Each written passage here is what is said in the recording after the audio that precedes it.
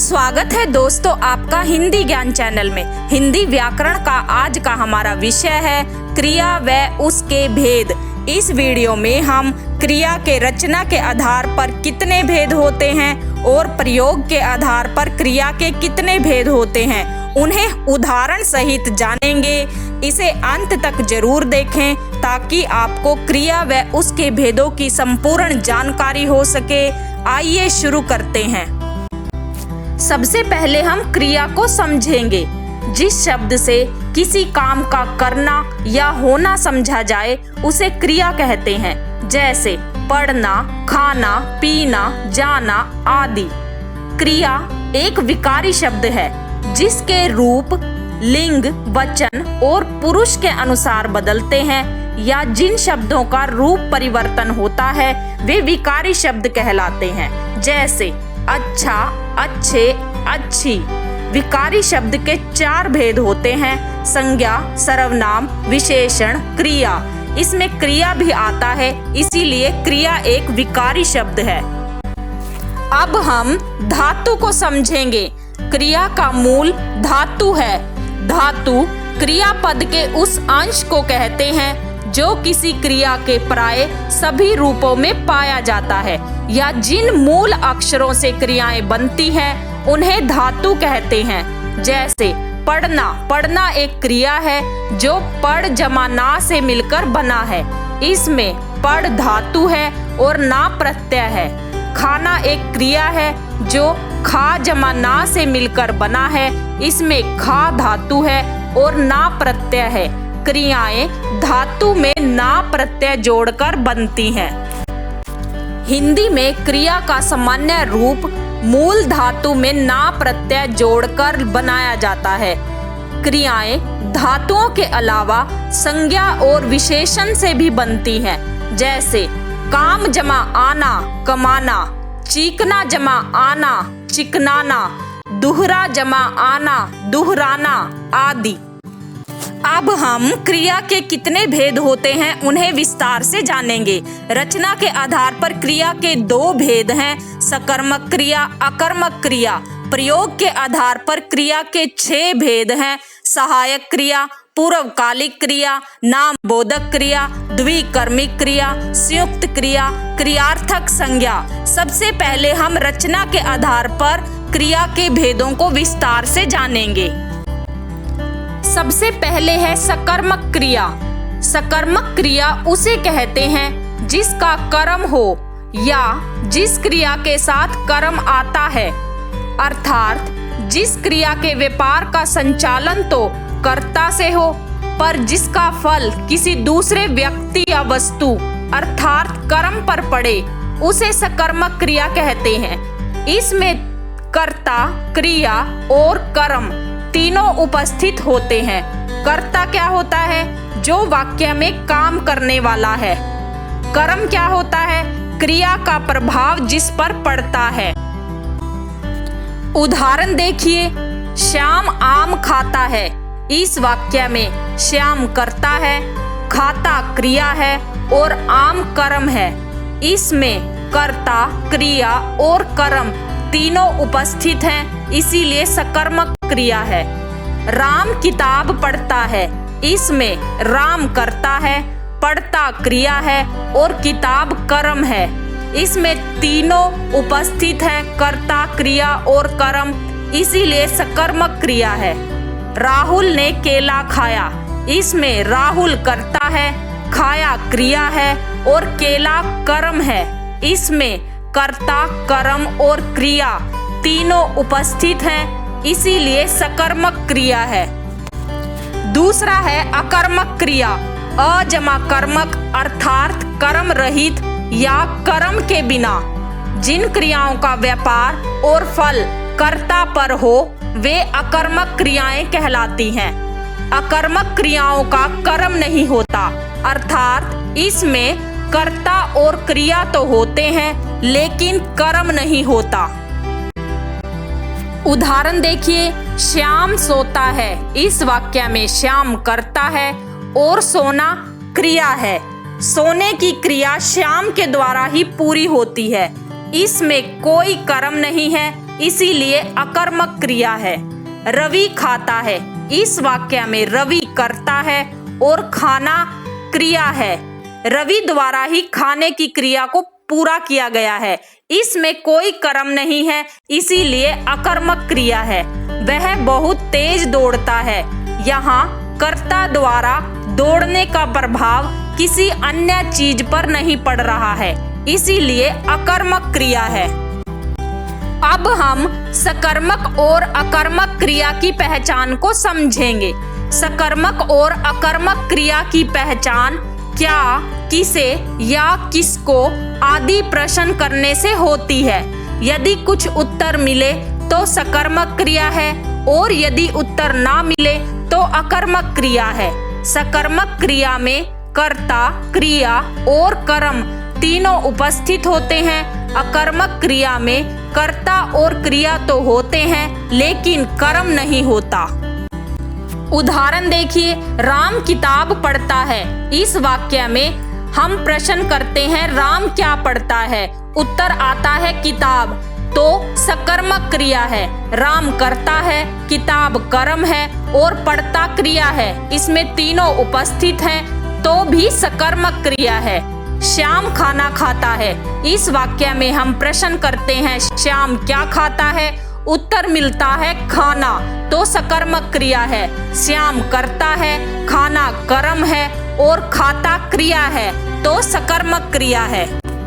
आगे देखिए, राधा गाती है। इस वाक्य में हम प्रश्न करते हैं कि राधा क्या गाती है, उत्तर कुछ नहीं मिला तो अकर्मक क्रिया है। इसमें राधा करता है और गाती क्रिया है, इसमें कर्म नहीं है, इसीलिए अकर्मक क्रिया है। बच्चे खेलते हैं। इस वाक्य में हम प्रश्न करते हैं बच्चे क्या खेलते हैं, उत्तर कुछ नहीं मिला तो अकर्मक क्रिया है। इसमें बच्चे करता है और खेलते क्रिया है, इसमें कर्म नहीं है, इसीलिए अकर्मक क्रिया है। अब हम प्रयोग के आधार पर क्रिया के भेदों को विस्तार से जानेंगे। हमने पहले पढ़ा है प्रयोग के आधार पर क्रिया के 6 भेद हैं। सहायक क्रिया, पूर्वकालिक क्रिया, नाम बोधक क्रिया, द्विकर्मिक क्रिया, संयुक्त क्रिया, क्रियार्थक संज्ञा। सबसे पहले है सहायक क्रिया। सहायक क्रिया उसे कहते हैं जो किसी वाक्य में मुख्य अर्थ न देकर उसकी सहायक हो, अर्थात मुख्य क्रिया के अतिरिक्त जो अंश बचता है उसे सहायक क्रिया कहते हैं। सहायक क्रिया मुख्य क्रिया के रूप में अर्थ को स्पष्ट और पूरा करने में सहायक है। मुख्य क्रिया क्या होती है? क्रिया का वह अंश जो मुख्य अर्थ प्रदान करता है। प्राय मुख्य क्रिया पहले आती है और सहायक क्रिया बाद में आती है। उदाहरण देखिए, दादाजी अखबार पढ़ चुके थे। इस वाक्य में पढ़ मुख्य क्रिया है और चुके थे सहायक क्रिया है। बच्चे क्रिकेट खेल चुके थे। इस वाक्य में खेल मुख्य क्रिया है और चुके थे सहायक क्रिया है। मुख्य क्रिया पहले आती है और सहायक क्रिया बाद में आती है। दूसरा है पूर्वकालिक क्रिया। जब कर्ता एक क्रिया समाप्त कर उसी क्षण दूसरी क्रिया में प्रवृत्त होता है, तब पहली क्रिया पूर्वकालिक कहलाती है। अर्थात जब वाक्य में 2 क्रियाएं हो तो पहली समाप्त होने वाली क्रिया पूर्वकालिक क्रिया कहलाती है। उदाहरण देखिए, उसने नहाकर भोजन किया। इस वाक्य में नहाकर पूर्वकालिक क्रिया है क्योंकि इससे नहाने की क्रिया की समाप्ति के साथ ही भोजन करने की क्रिया का बोध होता है। राम भोजन करके सो गया। इस वाक्य में भोजन पूर्वकालिक क्रिया है, वह भोजन करके सो गया। तीसरा है नाम बोधक क्रिया। संज्ञा अथवा विशेषण के साथ क्रिया जोड़ने से जो संयुक्त क्रिया बनती है उसे नाम बोधक क्रिया कहते हैं। जैसे संज्ञा प्लस क्रिया बराबर नाम बोधक क्रिया। लाठी, लाठी संज्ञा है, मारना क्रिया है, बराबर लाठी मारना नामबोधक क्रिया है। भस्म प्लस करना, भस्म करना नामबोधक क्रिया है। रक्त प्लस खोलना, रक्त खोलना नामबोधक क्रिया है। अब देखिए विशेषण में क्रिया जोड़ने से नामबोधक क्रिया के उदाहरण।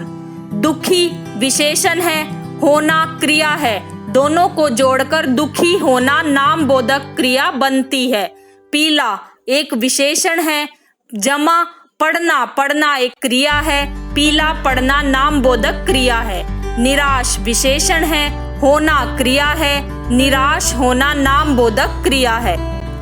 चौथा है द्विकर्मक क्रिया। कुछ क्रियाएं एक कर्म वाली होती हैं और कुछ क्रियाएं दो कर्म वाली होती हैं। दो कर्म वाली क्रियाओं को द्विकर्मक क्रिया कहते हैं।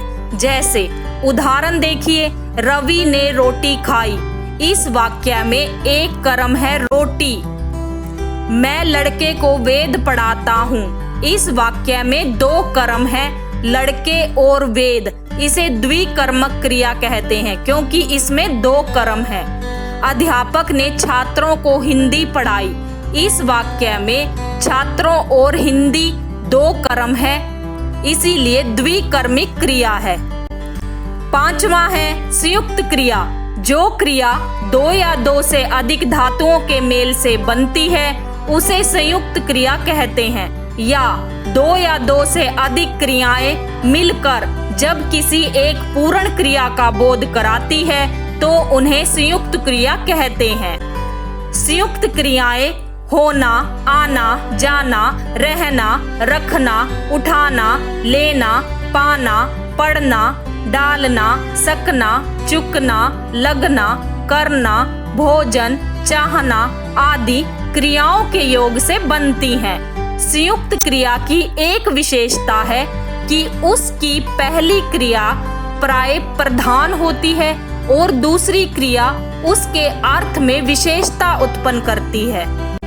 उदाहरण देखिए, मैं पढ़ सकता हूँ। इस वाक्य में पढ़ और सकता दो क्रियाएं हैं। इसमें सकना क्रिया पढ़ना क्रिया के अर्थ में विशेषता उत्पन्न करती है, इसीलिए संयुक्त क्रिया है। मोहन रोने लगा। इस वाक्य में रोने और लगा दो क्रियाएं हैं, इसीलिए संयुक्त क्रिया है। कमल नाचने लगा। इस वाक्य में नाचने और लगा दो क्रियाओं का प्रयोग हुआ है, इसीलिए संयुक्त क्रिया है। छठा है क्रियार्थक संज्ञा। जब क्रिया संज्ञा की तरह व्यवहार में आए तब वह क्रियार्थक संज्ञा कहलाती है। उदाहरण देखिए, टहलना स्वास्थ्य के लिए अच्छा है। टहलना क्रियार्थक संज्ञा है। देश के लिए मरना कहीं अच्छा है। मरना क्रियार्थक संज्ञा है। व्यायाम करना सेहत के लिए लाभदायक है। व्यायाम क्रियार्थक संज्ञा है। ये क्रिया व उसके भेद हैं जिन्हें हमने विस्तार से जाना है। अगर आपको यह जानकारी अच्छी लगी हो तो चैनल को लाइक और सब्सक्राइब करना ना भूलें ताकि आपको इसी तरह की और जानकारी आसानी से मिलती रहे। धन्यवाद।